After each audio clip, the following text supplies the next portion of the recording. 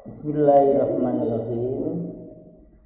Assalamualaikum warahmatullahi wabarakatuh. Selamat siang untuk rekan-rekan mahasiswa semuanya. Ini dari STI Kartasura sudah pada hadir. Alhamdulillah sehat ya. Kami sapa juga rekan-rekan dari Universitas Telkom yang ada di Majapahit. Apa kabarnya? Semoga rekan-rekan semua dalam keadaan sehat. Juga kami sapa rekan-rekan mahasiswa yang di kampus Waleri, Kendal. Juga rekan mahasiswa dari kampus Ungaran, dan tidak lupa juga dari rekan-rekan di kampus Suwen. Saya berharap semoga rekan semua dalam keadaan sehat sehingga kita mampu melakukan kegiatan perkuliahan hybrid pada siang hari ini untuk mata kuliah teori organisasi. Tidak lupa juga kami apresiasi yang sangat tinggi Bapak Ibu dosen pendamping. Sehat semua Bapak Ibu? Ya, alhamdulillah.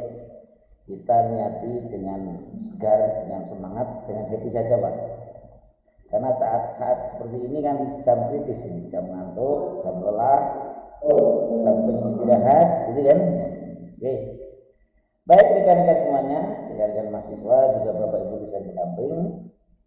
Pada kesempatan ini kita mengambil materi pembahasan tentang arti penting mempelajari teori organisasi. Saya berharap 3 pertemuan ini betul-betul menjadi dasar dari rekan-rekan mahasiswa semuanya. Insya Allah kalau saudara hanya ingin mencari nilai lulus tidak begitu sulit. Tapi saya berharap betul-betul jadi ilmu yang bermanfaat itu tidak hanya diukur dari nilai, dari nilai ujiannya, tapi juga bagaimana implementasinya bermanfaat. Nah, di depan saya sampaikan bahwa belajar organisasi itu tidak ada batasnya waktu, termasuk ketika kita sudah bekerja, kita berkeluarga dan segala macam. Ya. Saya tekankan sekali lagi, saya ulang sekali lagi, pertemuan 1, 2, 3 ini menjadi fondasi kita mempelajari teori organisasi. Yang pertama konsep dasar teori organisasi, konsep dasar organisasi. Yang kedua prinsip organisasi, yang ketiga pentingnya kita mempelajari teori atau organisasi. Nah, kalau kita sudah tahu konsep dasarnya, kita sudah tahu bagaimana prinsip-prinsip menjalankan sesuatu kegiatan atau aktivitas, kita mengerti pentingnya. Saya berharap ini menjadi semacam semangat dari rekan-rekan semuanya. Nah, oke, nanti kita bicara lebih dalam. Seperti biasa, sebelum kita mempelajari materi bab ini, kita sampaikan tentang tujuan pembelajaran. Adapun tujuan pembelajarannya adalah setelah mempelajari bab ini, diharapkan mahasiswa mampu mengerti arti pentingnya berorganisasi. Yang kedua, mahasiswa mampu memahami dan mengerti manfaat dalam berorganisasi. Kalau kemarin prinsip, sekarang kita dikata lagi manfaatnya. Dan yang ketiga, mahasiswa mampu menerapkan dalam praktek nyata tentang berorganisasi yang baik. Berorganisasi yang baik, kita bisa menempatkan diri pada posisi yang sesuai. Kita bisa memerankan peran kita sesuai dengan tupoksi kita. Kalau dalam sepak bola kita contohkan, jangan sampai kita penyerang tapi berperan sebagai kiper, gitu ya. Sekarang banyak sekali dalam organisasi modern seperti itu, gitu ya. Posisi kita back, tapi peran kita adalah sebagai gelandang. Ini kurang tepat. Nah, ini nanti yang kita bicarakan lebih dalam. Baik, kita masuk pada pembahasan. Pada sebagai pendahuluan perlu kami sampaikan, mohon maaf Bapak Ibu juga rekan-rekan yang di sana, waktunya kritis, Pak Jalani biar tidak ngantuk sambil jalan-jalan. Ada mahasiswa juga di sini. Jadi ketika kita hidup dalam masyarakat, dalam berkeluarga, dalam lingkup sosial. Anda masih remaja, kelompoknya remaja, kemudian Pak Jelani sudah tua-tua, kelompoknya tua-tua. Kemudian nah semua ini kita tidak bisa hidup dengan sendiri. Sehebat apapun, sekaya apapun, sepintar apapun manusia. Orang aja sekali-kali kita itu dengan sendirinya. Itu manusia ya. Jadi dalam dunia bermasyarakat tidak bisa terlepas dari suatu organisasi ketika organisasi dibagi sebagai kelompok bekerja bersama-sama. Ini yang baru. Yang kedua, tidak bisa manusia itu memenuhi kebutuhannya sendiri. Apa kira-kira kalau kita punya uang banyak, kita punya kekuasaan banyak, kita harus sendirian semuanya? Tidak bisa. Semakin kita tinggi sosial kita, kebutuhan dengan orang lain semakin tinggi. Kenapa? Bos-bos itu apa-apa kita tidak dilayani selain kita tidak. Mau apa dilayani, mau ini dilayani. Nah, dalam dua konteks ini, yang pertama adalah kita tidak bisa terlepas dalam hubungan bermasalah dengan orang lain, organisasi. Yang kedua, bahwa dalam satu keluarga atau keluarga kita tidak bisa memenuhi kebutuhan kita sendiri. Sehebat apapun posisi kita. Nah, artinya apa? Bahwa organisasi mutlak diperlukan oleh setiap individu atau manusia. Tetapi dalam praktek, dalam banyak ya sisi tadi dari organisasi, contoh organisasi sosial politik. Ada beberapa orang termasuk mungkin seperti Pak Jelani menganggap organisasi politik kotor, organisasi politik kecil. Tidak untuk organisasi politik. Tetapi negara tidak bisa lepas dari yang namanya organisasi politik, karena negara dibangun oleh pilar-pilar satu politik. Nah, ketika kita melihat perspektif organisasi, lalu pendalam tadi, kenapa kalau kita perlu berorganisasi? Apa kira-kira? Ayo, ada yang lain? Ya, dari mana tadi? Dari cabang Majapahit, ada yang mau jawab? Ayo. Tadi Pak Jari sudah menyampaikan di pendahuluan satu. Ketika kehidupan kita, bahkan kita berkeluarga pun kita tidak bisa banyak organisasi. Kita hidup di lingkungan masyarakat juga seperti itu. Ketika kita masih kecil, kita baik grup. Ketika anak-anak, kita masuk dalam kelompok anak-anak. Ketika remaja, kita masuk dalam kelompok remaja, orang taruna, remaja masjid, remaja dan segala macam.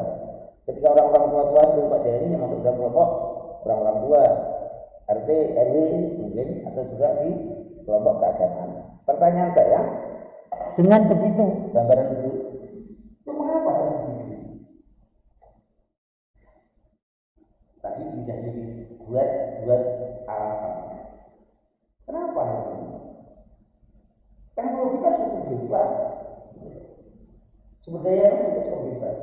Kenapa tidak perlu berorganisasi?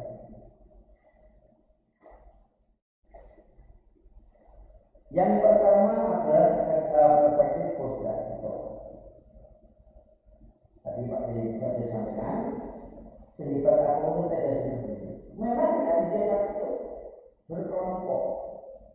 Dalam Al-Quran, dan Allah menciptakan manusia itu sering kenal mengenal, ya, tolong menolong di antara sesama itu sudah kodrat. Jadi memang persebaran kodrat fitrah manusia itu bahwa manusia sebagai makhluk sosial. Manusia tidak bisa hidup dengan sendiri. Manusia butuh orang lain. Mungkin kalau kerjanya sudah kaya raya, mungkin juga tidak hanya untuk makan atau untuk senang, tapi butuh sendiri. Atau mungkin butuh karena sudah usia mendekati senja, butuh untuk memikirkan dari akhir. Misalnya, ini alasan kita mempelajari suatu organisasi atau organisasi karena kita memang perspektif berarti kita tidak bisa hidup dengan sendirinya. Nah, kalau kita tidak bisa hidup dengan sendirinya, kita butuh orang lain, kita butuh pertolongan orang lain, kemudian kita hanya mengaku atau berjalan sesuai dengan air mengalir kan juga ada sesuatu. Inilah pentingnya kita mempelajari suatu teori organisasi.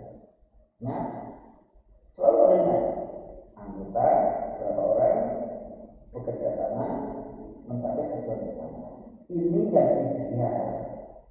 Ketika saya kenal dengan Anda, ketika satu semester belajar teori organisasi, oh kalau baik kita begitu baik lagi. Oh kalau punya baik, Pak Jaya itu galak tuh anak udah selesai, baik lagi dia. Di kodrat fitrah manusia sebagai makhluk sosial. Kebutuhan sosial itu sama seperti kebutuhan yang lain. Sama seperti kebutuhan makan, sama seperti kebutuhan untuk fisiologi yang lain, sama kebutuhan untuk kita saling kenal dengan atau saling berkomunikasi dengan lawan jenis dan segala macam. Jadi alasan pertama kita belajar suatu organisasi memang kodrat manusia sebagai makhluk sosial. Ini ya, paham? Ini jalan ini silakan kalau ada yang bertanya, monggo. Ayo, silakan pada tanyakan.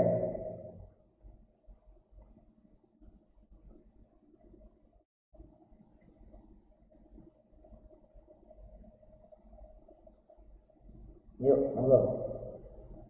Ya ada, dilanjut ya.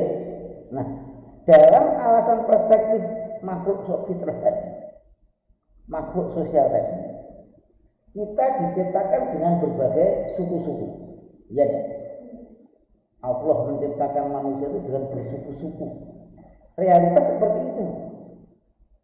Tapi pada sisi yang lain, setelah fitrah, entah itu orang Indonesia, entah itu orang Saudi, orang Palestina atau orang Ethiopia dan orang Korea, semua butuh kebutuhan sosial.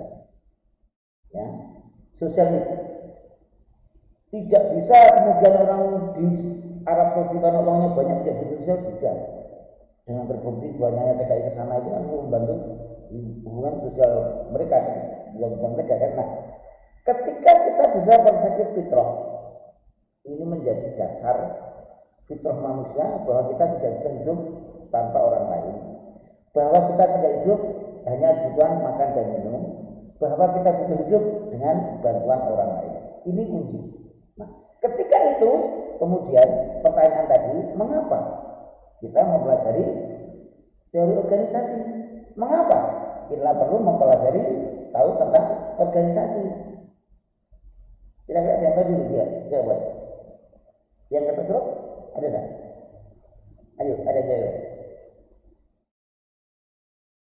Nah, bacanya sampaikan kan kita bersuku-suku dengan latar belakang yang berbeda-beda. Tapi kebutuhan sosialnya kan sama. Ya enggak? Kebutuhan untuk kedua orang lain, kebutuhan untuk kasih sayang itu nilai-nilai yang universal. Ya enggak? Kebutuhan untuk saling curhat, kalau bahasa anak-anak sekarang apa itu? Curhat itu apa itu? Nah, itu kan sama antara orang negro, orang putih, orang gede Arab dengan orang Indonesia kan sama. Nah, ketika itu kita mempelajarinya dengan perspektif yang ada. Ada beberapa pandangan dalam seperti itu. Yang pertama adalah perspektif sebuah sistem.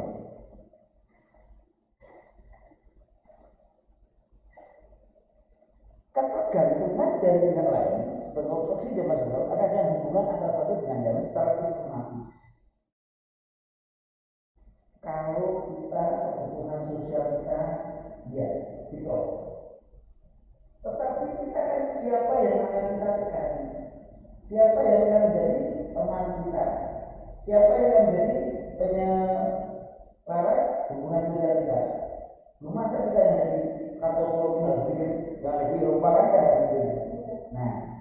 Nah, perspektif menekankan bahwa saling keterkaitan dalam hubungan sosial dan melakukan kerjasama antara satu dengan yang lain merupakan kebutuhan yang tidak dipisahkan.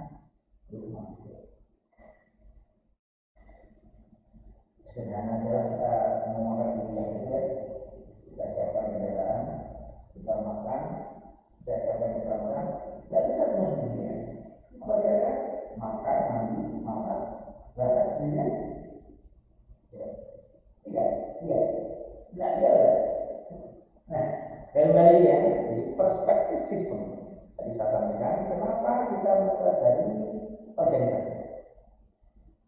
sebagai sosial kebutuhan sosial. Pendekatannya yang pertama adalah dengan berbagai sistem. Kalau keterkaitan antara hubungan sosial dan melakukan bersama antara yang satu dengan yang memenuhi kebutuhan yang tidak bisa dipisahkan. Kalau rumah kita kebutuhan sosial apa kebutuhan dunia? Meskipun nanti dalam prakteknya mungkin ada yang memilih, tapi keterkaitan tetap ada. Yang tidak dipisahkan. Inilah kemudian saya dipertahankan yang namanya organisasi itu konflik mesti ada. Kalau kita bicara tentang proteksi sistem, jadi ketergantungan antara satu dengan yang lain saling terkait. Dengan demikian kita kembali kepada konsep organisasi kemarin. Oh, kalau itu organisasi itu harus berkaitan. Tidak ada pemimpin tanpa ada anggota, tidak ada anggota tanpa pemimpin. Ya. Paham ya? Itu yang pertama. Monggo ada yang tanyakan? Kira-kira?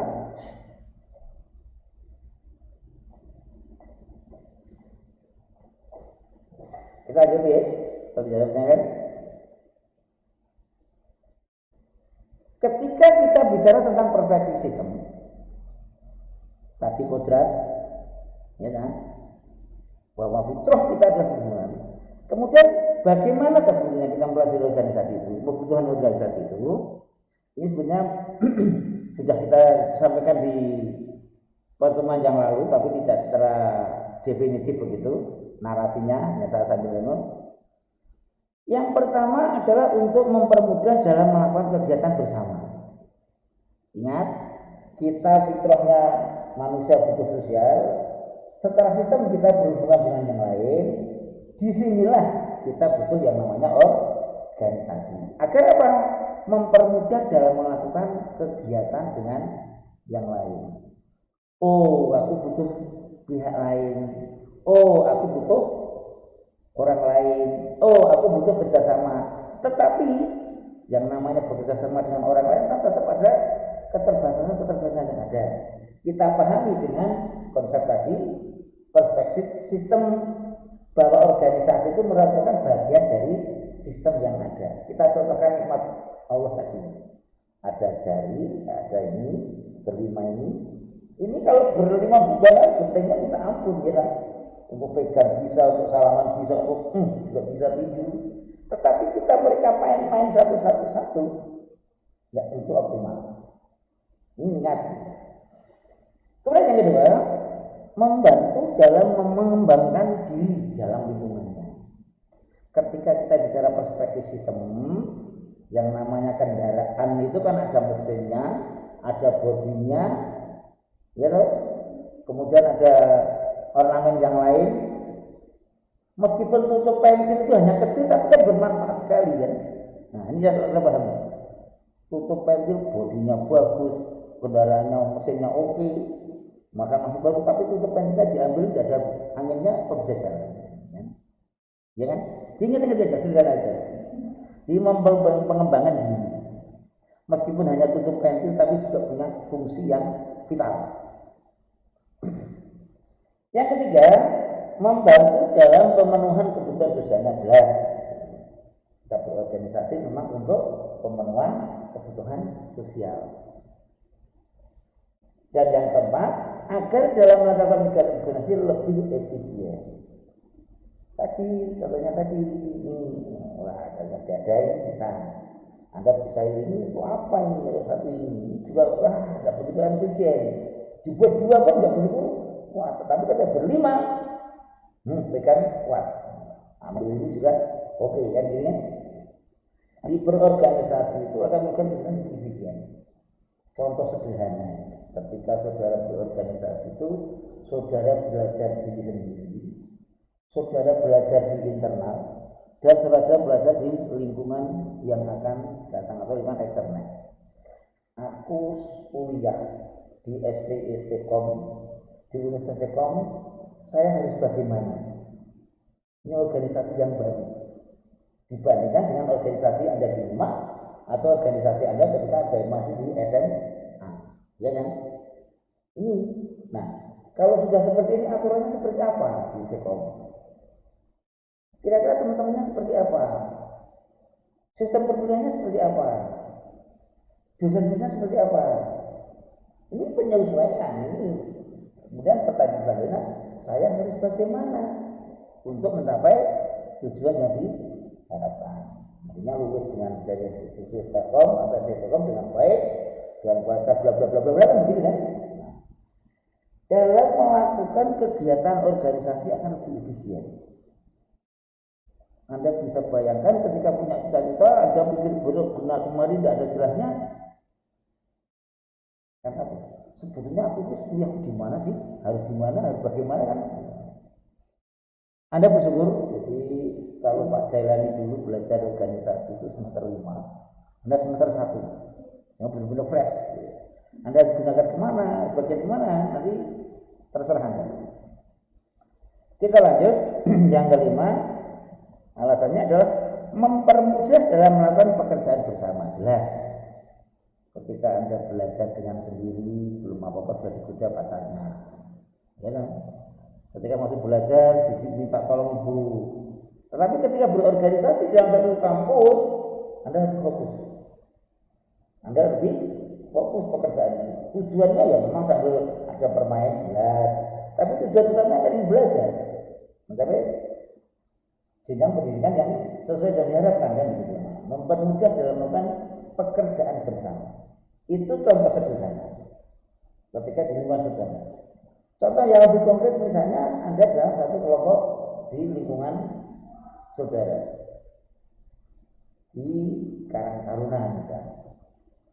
Anda bisa bayangkan ketika anggotanya 30 orang tidak dibentuk dalam satu wadah organisasi Karang Taruna apa? Kamu apa tempat kamu namanya?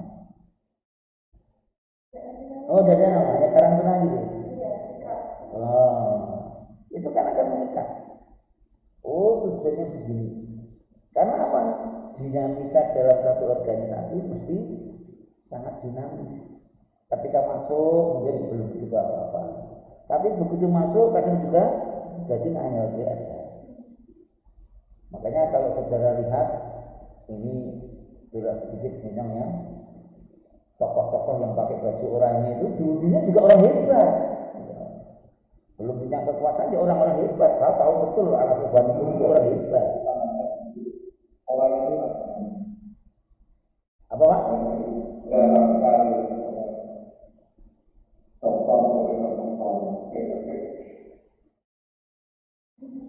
Apa itu? Jadi berorganisasi itu memang yang namanya bekerja sama, membantu organisasi untuk mencapai tujuan utama itu sangat dinamis. Berangkatnya kurang bantu, kurang pintar, jadi pintar oke banyak. Tapi berangkatnya baik, jadi kurang baik juga tidak sedikit. Ini pertemuan 1-2 ini saya berharap betul karena Pak Jani sangat panjang berdiskusi belajar tentang organisasi dengan rekan-rekan mahasiswa. Saya berharap pertemuan 1-2-3 ini benar-benar saudara cermati betul. Yang pertama adalah konsep dasar definisi organisasi. Yang kedua prinsip-prinsip berorganisasi. Yang ketiga manfaat kita berorganisasi. Atau arti pentingnya kita mempelajari organisasi. Karena apa? Ini dalam prakteknya yang akan menentukan. Saudara tidak usah kaget, saudara tidak usah bingung ketika melihat realitas saat ini. Orangnya top-top, pintar-pintar akademis, orangnya top-top, apa itu, mohon maaf, status sosial agamanya juga tidak cepede-cepede, tapi mentalitasnya tidak seperti itu. Ini realitas. Karena apa? Memang organisasi akan membentuk. Nah kalau 3-3-1 jadi sudah paham itu begini toh. Akhirnya apa harapan saya? Saya berharap rekan-rekan mahasiswa semua yang ada di Universitas Telkom maupun STKOM, saudara sadar, tiba-tiba begini. Karena apa? Nanti rekan-rekan mahasiswa akan masuk dalam satu organisasi yang sangat kompleks, yang penuh intrik. Ketika saya berharap pertemuan 1-2-3 saudara masih ingat Jailani, oh Pak Jailani kayak gitu toh. Harusnya saya begini. Ini saya kemarin belajar berorganisasi karena mohon maaf waktu itu dosen saya hanya iyalah, saya hanya iyalah ketika saya masuk dalam konteks organisasi partai politik, tiba-tiba dihapusi. How to be kill, mana kill kawan kan, lawan kan gampang, tembak atau sebagainya. Kita kill kawan itu sulitnya minta ampun. Dan ternyata Jailani pernah pengalaman seperti itu ya. Itu ya rekan-rekanku. Jadi saya berharap betul saudara pahami pertemuan 1, 2, 3 ini menjadi kunci saudara. Kunci dalam arti begini. Oh, berorganisasi itu adalah kumpulan dari beberapa orang, ulang-ulang sekali lagi. Oh, prinsip begini. Oh, manfaat atau harus berorganisasi. Ternyata kok seperti ini. Nah, ini yang menjadi catatan penting biasa di sini. Ternyata kok begini. Nah, di sini pelajaran selanjutnya saya harus bagaimana kan gitu kan. Ayo, monggo ada pertanyaan, berdiskusi. Kamu cerita tentang pengalaman berorganisasi di kantor.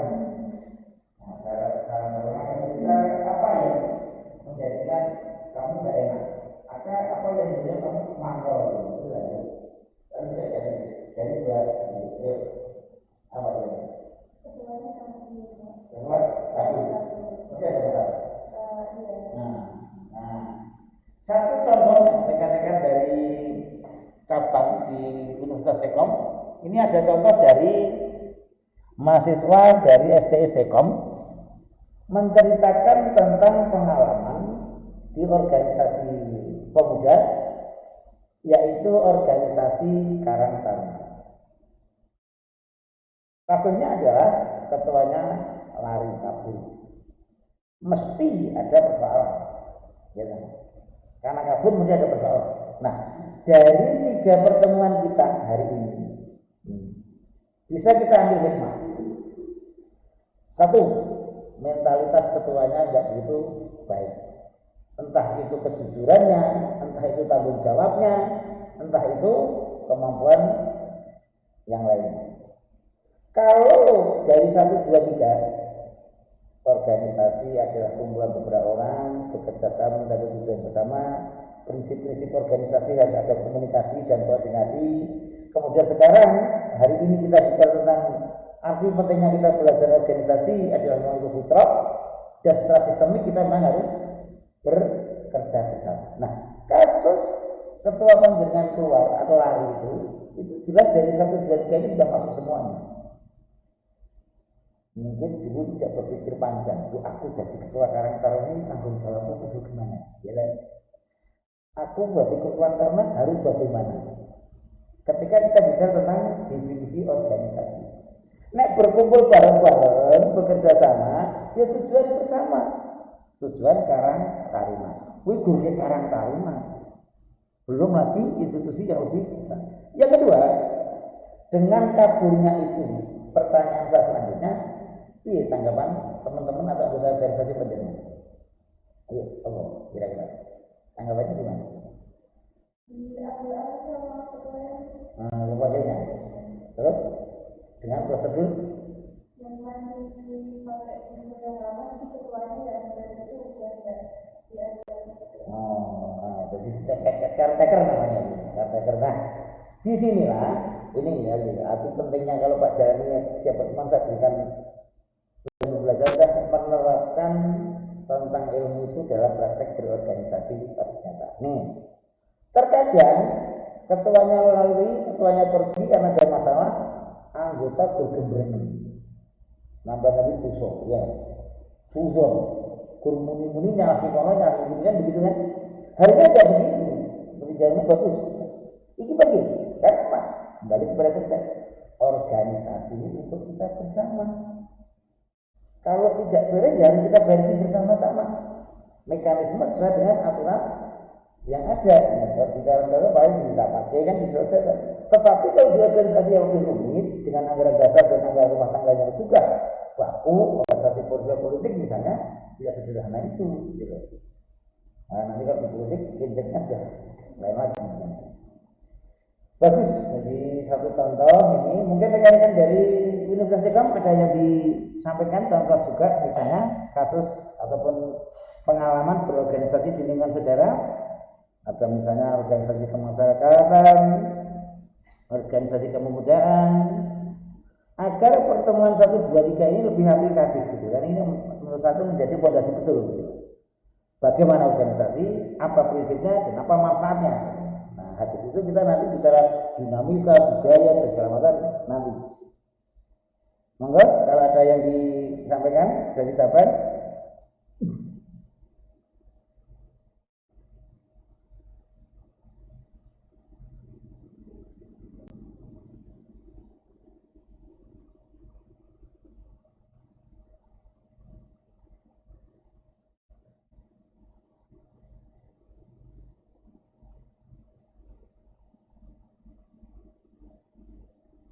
Selanjutnya, jalan-jalan lagi. Nah, sekarang ini Pak jalani cerita tentang fitrah manusia, kita butuh manusia sosial. Pak jalani tentang perspektif sistematik, sistem saling terkait. Contohkan dengan 5 jari tadi. Nah, sekarang kita pada punya apa toh itu manfaat berorganisasi? Manfaatnya apa? Kumpul-kumpul, rapat-rapat, apalagi di organisasi partai politik. Udah, kalau sekarang sudah ada dapil itu lebih kenal. Tahun 99 itu Pak Jalani, wah semangatnya Jawa itu, Allah tidak ganti diri. Habis mobil, habis sawah, tapi itu pengalaman, ilmu yang mahal tidak apa-apa. Manfaat kita berorganisasi yang pertama adalah membantu mempermudah dalam pencapaian tujuan. Ini teori idealnya. Kalau kita salah dalam berorganisasi, ya contohnya kayak politisi gagal Pak Jalani. Saya itu berpikir syukur pada Allah yang tidak ada itu Jalani keliru nih, koyana keluarga yang tetap aman. Saya kalau lihat saya istri saya itu betul-betul sabarnya itu kemurahan Allah betul. Nah, membantu dalam mencapai tujuan. Saya Jalani waktu pokoknya pengen jadi DPR. Ya jadi sebetulnya, tapi Allah tidak menghendaki, malah mundur. Kalau dalam konteks teori kita belajar ini mempermudah dalam pencapaian tujuannya, itu banyak di organisasi formal perusahaan misalnya dalam pendidik karir. Kalau saudara ingin jadi direktur bank tapi saudara kerjanya petani kan nggak nyaut, mesti saudara pada organisasi perbankan. Kalau saudara dan banyak sekali organisasi sekeliling kita.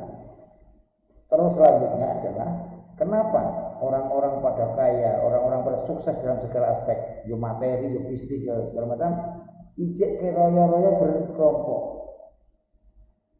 Bahlil itu kan sudah gede. Kenapa tidak jadi ketua umum Partai Golkar? Ada yang lain lagi di organisasi asosiasi Kadin misalnya. Udah konglomerat, kenapa? Kalau rasa tadi Kadin misalnya. Atau Gapensi dan segala macam. Nah, ini adalah untuk mempermudah dalam pencapaian tujuan. Saya sudah punya usaha. Ketika saya masuk dalam Kadin, akses bisnis saya akan lebih banyak. Ketika saya negosiasi akan lebih mudah. Baru aja tadi siang saya dari Bapak Perdagangan itu suruh tanda tangan kontrak riset. Kalau bukan maaf, saya kenal dengan jauh baik, saya jadi ketua FEDEP, organisasi forum pengembangan ekonomi daerah, tidak semudah itu. Mas Jalani tidak Karanganyar tanda tangan kontrak riset, sesuk Pak aku jangan ngajar, bisa diterima. Tapi belum ada mau apa Jalani, itu kan? Ini akan membantu mempermudah dalam mencapai ini bisa dibuktikan. Saya tidak masalah percaya ya Allah. Yang kedua, membantu optimalisasi potensi diri. Nah inilah kata penting yang harus saya wariskan, saya berikan kepada rekan-rekan semua mahasiswa dari Universitas maupun STTKOM. Inilah pentingnya saudara berorganisasi, membantu optimalisasi potensi dan kelompok. Kalau orang punya kekuasaan jadi direktur atau jadi rektor atau jadi pimpinan